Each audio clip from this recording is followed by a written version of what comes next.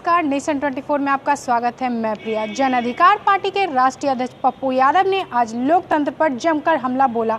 आपको बता दें कि पप्पू यादव ने कहा कि समाज की कठिनाइयों में जब तक सुधार नहीं होगा, हमारे बिहार में बदलाव नहीं होगा।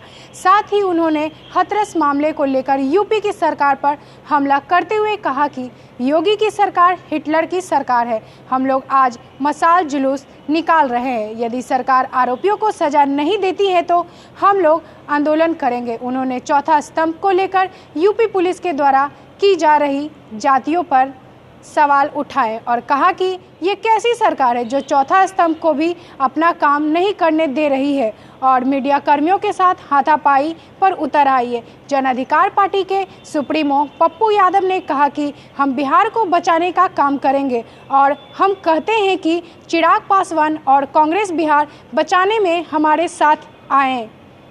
आइए जानते हैं पप्पू यादव ने और क्या कुछ कहा आज के संवाददाता सम्मेलन में। से लड़ना होगा, इसलिए मेरा डिमांड कंप्लीट रूप से दलितों को लेकर के है कि इस देश में अत्यंत पिछड़ा और दलितों की भागीदारी आदिवासियों की सबसे ज्यादा, और इस हिंदुस्तान में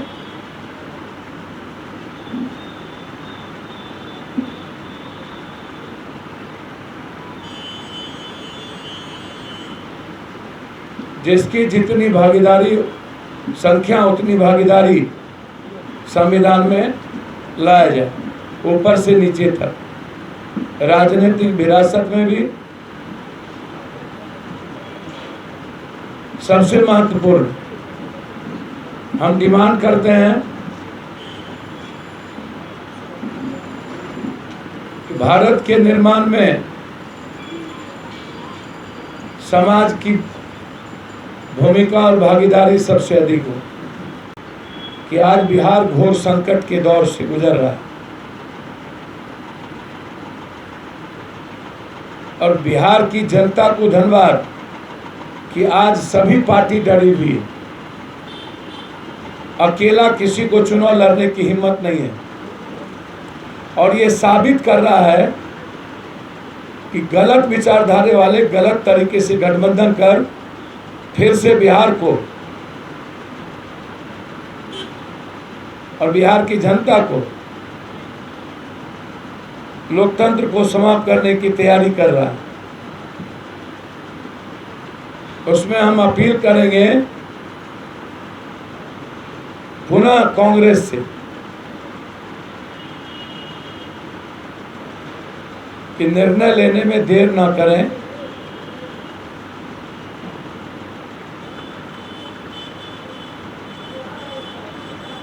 ना सीट की संख्या का सवाल है और ना ही अच्छे सीट का सवाल है, सिर्फ सवाल और बिहार और बिहारी का है।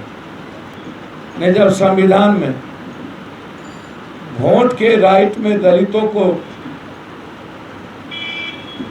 आरक्षित सीटों पर कहा था कि सिर्फ अधिकार वोट का वहां दलित का हो, अन्यथा दलित बंधे रहेंगे। आज वो महसूस हो रहा है कि आज़ाद हिंदुस्तान के 70 साल के बाद हाथरस जैसी कई घटना, शेल्टर हाउस और लगातार हिंसा,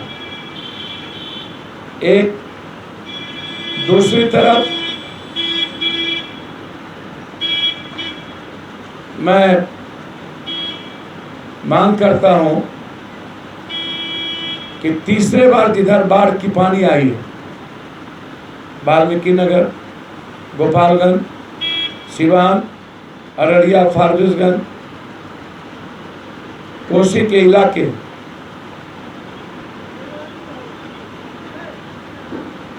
वहां का चुनावी डेट बढ़ाया जाना चाहिए। इस घटना के विरोध में गोली खाने को तैयार हैं। जब तक बोलने की आज़ादी पर पाबंदी होगी और हमें अपने अधिकार के लिए जाने की भी आज़ादी नहीं होगी, तब तक ये लड़ाई जारी रहेगा और कोई भी समझौता इस पर नहीं होगा। दया है पीड़ित परिवार को मैंने पहले कहा कि पूरी उत्तर प्रदेश गुंडा राज के साए में जी रही है और हाईकोर्ट को निर्देश देकर अविलंब लोअर कोर्ट के माननीय न्यायाधीश महोदय के समक्ष पीड़ित परिवार का बयान तुरंत लेना चाहिए। के हवाले से खबर है कि कांग्रेस आरजेडी के साथ जा रही है। आप कांग्रेस को लेकर लगातार कर रहे हैं, दावा पेश कर रहे हैं। अब सूत्रों का ख्याल है तो उसका जवाब कहाँ से हम ज्योतिष के तरफ। कांग्रेस को लेकर लगातार दावा पेश कर रहे हैं। तो आपका सूत्र गलत होगा तो हम क्या करें?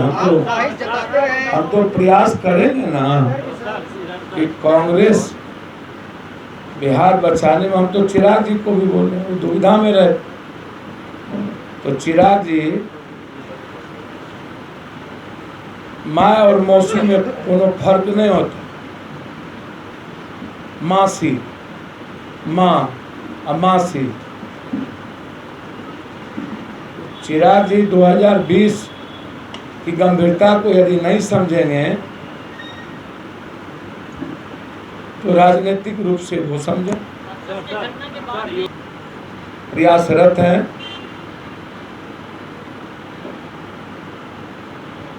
कल तक जनता के बीच में ठोस विकल्प सामने हम देंगे।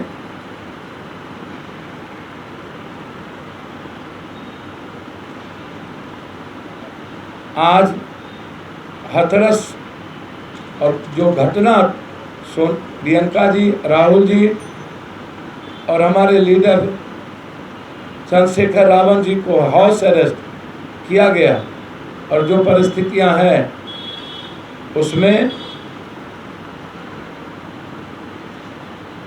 पूरे बिहार में आज प्रतिकारात्मक मशाल जुलूस और पुतला दहन नरेंद्र मोदी जी और जोगी जी का किया जाएगा। 3 दिनों से एनडीए में सीट शेयरिंग चल रहा है। अब अकेले लड़ने की बात भी शुरू हो गई।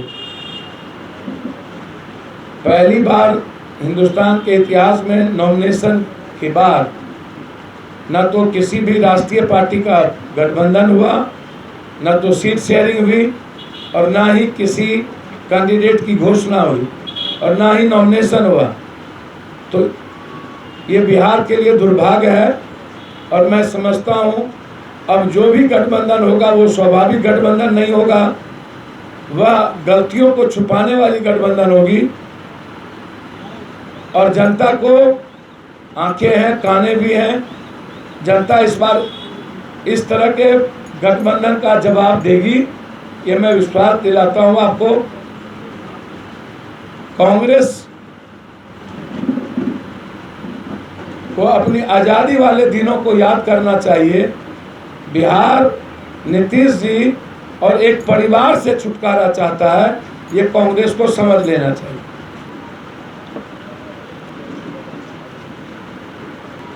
को समाप्त करने की तैयारी।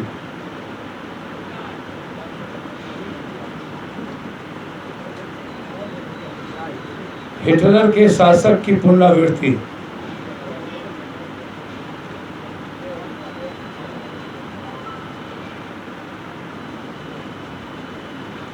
जोगी जी का गुंडा राज,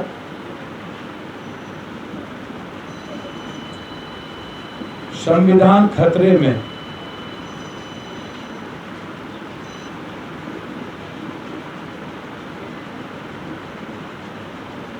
बिना परिजन के बेटियों को जिंदा जला दिया गया, बिना पोस्टमार्टम, बिना परिवार के।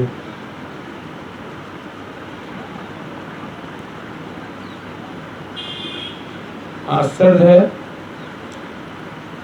और अभी तक कोर्ट ने सो मोटो नोटिस नहीं ले पाया। इनकी कुर्बानी रही भैया पीछे आप लोग। और इनको 1988 से लालू यादव जी के राजनीतिक साथ, उसके बाद जनता दल लोजपा के साथ कभी सम्मान नहीं मिला कि ऐसे परिस्थितियों में न तो प्रचार होगा, पूरा का पूरा इलाका जलमग्न है, लोग घर से नहीं निकलेंगे,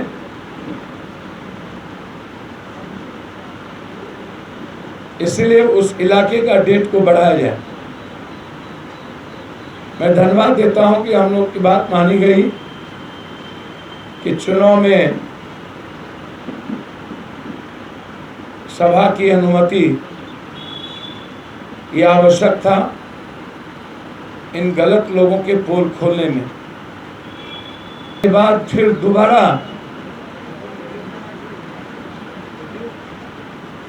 दलित महल्ले पर हमला। आखिर हिंदुस्तान में नरेंद्र मोदी और उसके डबल इंजन की सरकार में सबसे ज्यादा दलितों पर हिंसा क्यों बढ़ी? सबसे ज्यादा दलितों इन मनचले और बलात्कारियों के शिकार क्यों हुए?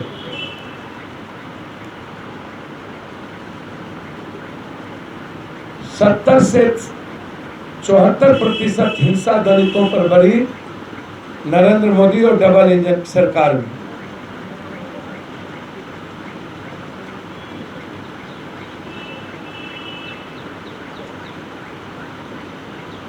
आरक्षण से लेकर हिंसा तक यह एक गहरी साजिश है। नमस्कार, आगे की खबरों के लिए देखते रहिए नेशन 24। नमस्कार।